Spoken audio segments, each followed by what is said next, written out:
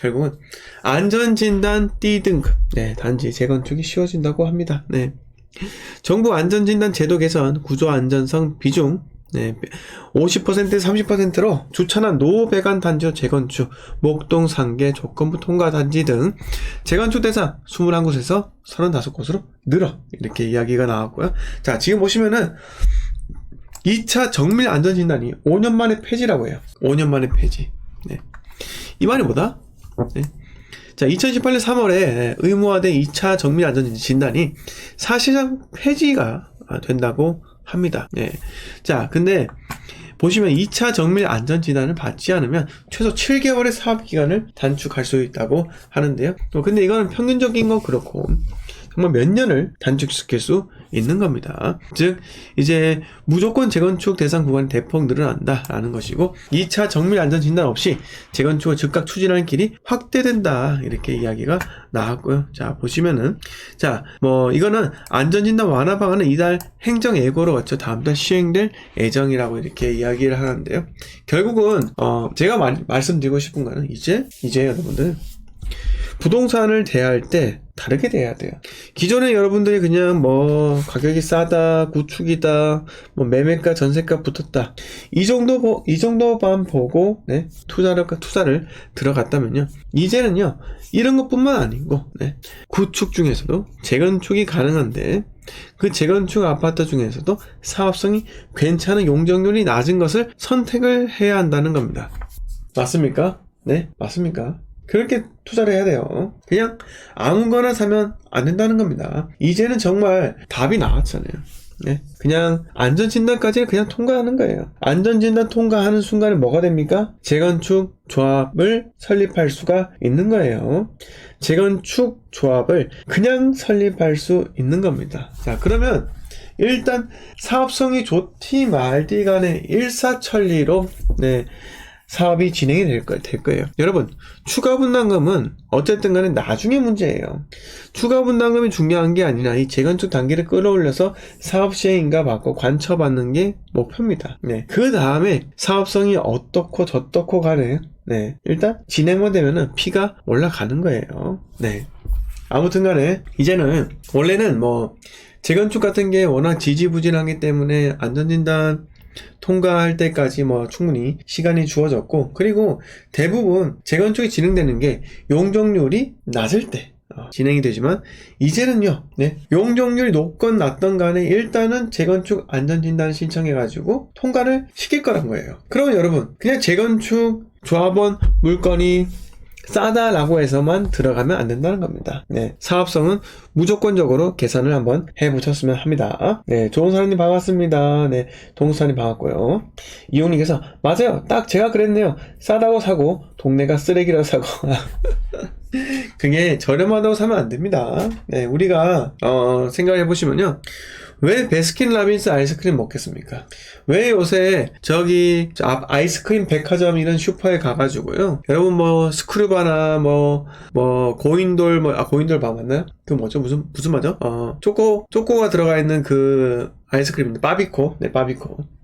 이런 거 요새 잘 안 드시잖아요. 안 드시는 이유가 뭡니까? 싸니까 안 먹는 거예요. 싸면 먹다가 배탈 난다고요. 네. 자, 그래서 적당한 가격 수준이 베스킨라빈스가 판매율이 높은 이유가 뭐냐면 여러분들이 그거만큼 가치를 지불하면은 안정성이 담보되기 때문에 적어도 배가 아프지는 않고요, 적어도 기본적인 맛은 있잖아요. 네. 스타벅스 가는 이유가 뭡니까? 제가 스타벅스 안 간지 지금 3개월 정도 된 것 같은데, 네. 그 좋아하는 스타벅스를 제가 바빠서 못 가고 있습니다. 네.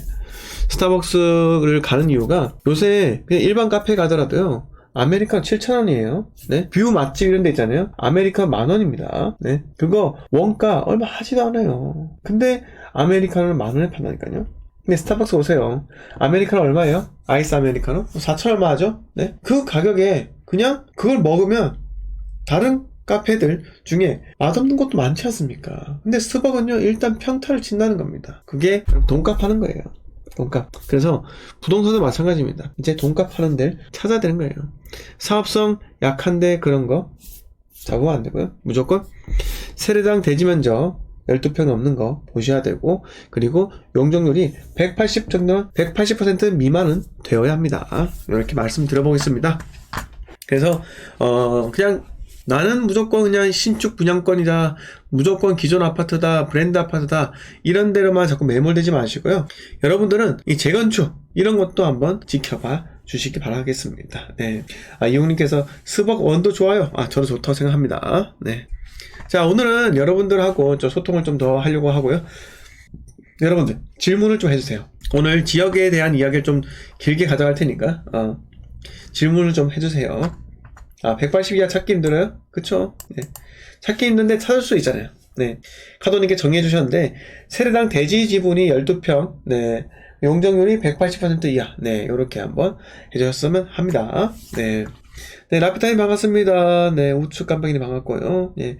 김연아님 반갑습니다. 카도님께서 어디가 좋은 재개발일까요? 서울에서. 이미 다 올라가지고, 가격이 충분히 빠질 때까지 기다려야 됩니다. 네. 자, 오늘도 일주일 동안 매일매일 방송했더니 참 피로가 좀 쌓인 것 같습니다. 자, 아무튼 피로를 이겨내고 네, 방송을 하도록 하겠습니다. 자, 호객노노에서 네, 어디 지역으로 가볼까요? 자, 중국이요? 일본이요? 네, 이런데 못 가요. 여러분 못 가고요. 뭐 평양이요? 평양 아이파크 가볼까요? 평양 아이파크? 네. 자, 가보겠습니다. 네, SA님께서 창원의 재개발 찾아달라 이렇게 이야기하셨는데요. 찾기 쉬워요. 아실이라는 사이트인데, 아실에서 네, 경남권을 들어가시고요. 네, 그리고 보시면은 단지에서 뭐 이것도 숨기기 하고, 네, 보시면은 마산의 재개발 구역이 좀 있습니다. 창원은요 재건축들이 많아요. 근데 마산은 재개발이 많겠죠. 자, 보시면은 재개발 반월구역이 있고요, 재개발 문화구역이 있고요. 네, 또 어디 있습니까? 좀 위로 올리면요. 자, 지상구역인가요? 자산인가? 네, 자산구역. 관리처분인가 승인 9월 30일에 났습니다. 이렇게 이야기 나오고요. 교방 1구역 이미 아파트 지어지고 있고요. 네, 상남 산호지구 이렇게 있고요. 회원 2구역이 이 두산 2구였다가 어떻게 바뀌었더라? 네, 회원 2구역이 이거 시공사 바뀌었나요?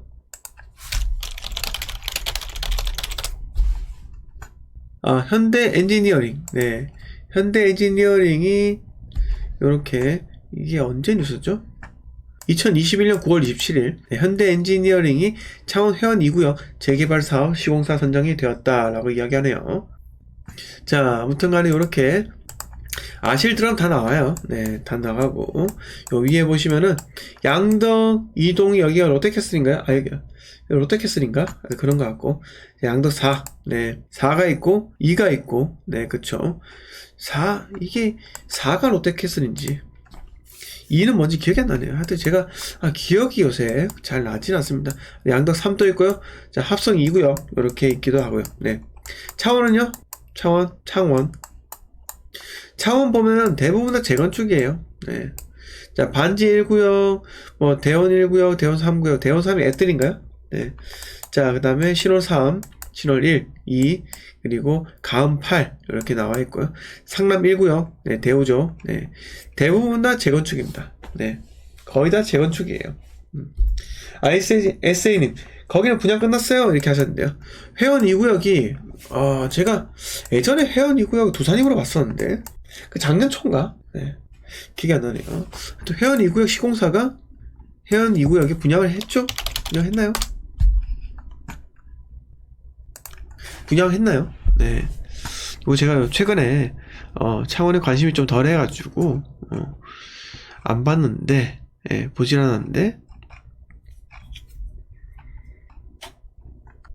아직 분양 안 했네요. 네, 분양 안 했어요. SN님. 23년 조합원 분양 및 일반 분양 예정이라고 합니다. 네, 아직 멀었네요. 그러니까 회원 2구역이 제가 작년 연말인가 하여튼간에 이때 곧 분양한다 이렇게 이야기했는데 곧 분양을 하지 못하더라고요. 네, 이렇게 말씀드려보았고요. 동수사님, 네, 청주는 어떠십니까? 이렇게 하셨는데 청주 가볼까요? 자, 청주에 어디 있죠? 청주 복명 SK. 네, 이쪽에 가서 청주는 뭐 어디 구역일까요? 재개발도 좀 있고요. 네, 재개발 많죠. 탑동 힐데스도 재개발이에요. 네, 사직, 네, 사직 이렇게 있고, 재건축도 있고요. 재건축도 있고. 자, 그 다음에 서쪽에는 좀 적고, 복대도 있고요. 네, 이렇게 있네요. 자, 청주 아파트 가경 아이파크 가볼까요? 자, 청주에 대장 아파트가 있습니다. 여러분들이 생각하기에 청주의 대장 아파트가 어디인지 참 궁금해 하실 수 있는데요. 청주의 대장 아파트는요, 가경 아이파크예요. 아이파크만 몇 세대예요? 여기가? 세대수 합치면 3000에다가 네, 3600, 3800 거의 4000세대. 네, 4000세대가 있습니다. 네. 비둘기의 반란님께서 집 사라고 그렇게 부추기더니 떨어지니까 말 바꾸는 거 보소. 대폭등하는 난리부르스 떨다가 떨어지니까 아주 그냥 무슨 말이에요, 저분. 제가 언제 말 바꿨어요? 네. 비둘기님, 비둘기 반란을 일으키셨어요? 네. 언제 제가 말 바꿨나요? 말 바꾼 적 없는데. 네. 투자를 할 시기에 투자를 해야 된다 이야기를 한 거고, 네. 팔아야 하는 시기에 팔아라고 한 겁니다. 그렇게 잘 모르시면서 네, 말하지 마세요. 네. 자, 아무튼 간에 청주의 가경 아이파크가 대장 아파트입니다. 네. 자, 이렇게 한번 보시면 될 것 같고, 가경동이 상당히 괜찮아요. 네. 그리고 여기 한라 비발디를 클릭을 하시면은 네, 비둘기 잡수 나옵니다. 네. 감사합니다, 이용님. 네, 시원합니다. 네, 아마 저분 방송 안 보고 네, 그냥 대충 네, 인생 대충 사시는 분 아니겠습니까? 네. 자, 보시면은 전체 기간이 이렇습니다. 네, 청주의 이 암흑기들에 3억 2,700까지 올라갔다가 쭉 하락을 해가지고 6,300을 하락을 한 다음에 이제 코로나가 접어들면서 쭉 상승을 하게 되었습니다. 1억 6,800. 이때의 시그널 뭡니까? 네, 전세가 매매가가 붙는다는 겁니다. 네, 전세가 매매가 붙으면 금방 오를 수 있어요. 네, 전세가 매매가가 오르면 금방 또 오를 수가 있습니다. 자, 요런 시그널을 내가 생각을 해도 되고요. 아니면은 나는 좀 더 선진입을 하겠다 라고 생각을 한다면은 매매가 전세가가 그래도 어느 정도 차이가 있는 상태에서 들어가도 나쁘진 않습니다. 네, 추후에 전세가 상승하면 또 전세를 새로 세팅하면서 수익금을 네, 투자금을 좀 더 축소를 하면 되는 거니까요. 네. 자, 그리고 이렇게 한번 말씀을 들어보았고요. 네. 자, 그리고 청주의 가경 아이파크는 1단지 같은 경우는 지금 5월 달부터 거래가 없고요. 네. 2단지 같은 경우 11월 달 거래가 있는데, 자, 6억 7천까지 올라갔다가 지금 한 1억 4천 정도 빠졌습니다. 네. 자, 그 다음에 청주가 얼마만큼 많이 오른지 잘 아시겠죠? 자, 그리고 보시면은 서청주 파크자이 아파트를 보시면은 19년 9월 달에 이렇게 지어졌고요. 뭐 전체 기간을 딱 보시면요, 네, 3억대에서 네, 5억 9천까지 이렇게 순식간에 올라갔었고요. 네, 올라갔었죠. 잘 보이시죠? 전세가는요, 이렇게 따라서 올라갔던 이런 게 전례가 또 있기도 합니다. 자, 그 다음에 공시가 1억이야. 엄청난 사람들이 베팅을 했었죠. 네. 자, 보시면은 이 개신동에 네, 개신주공이라고 있습니다. 네. 개신주공 뜰한채. 네.